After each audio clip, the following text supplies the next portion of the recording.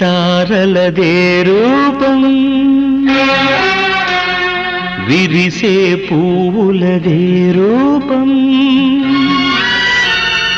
అది నా కంటికి శూన్యం మనసున కొలువై మమతల నెలవై వెలసిన దేవిది ఏ రూపం నా కన్నులు చూడని రూపం గుడిలో దేవత ప్రతిరూపం నీ రూపం అపురూపం మనసున కొలువై మమతల నెలవై వెలసిన దేవిది ఏ రూపం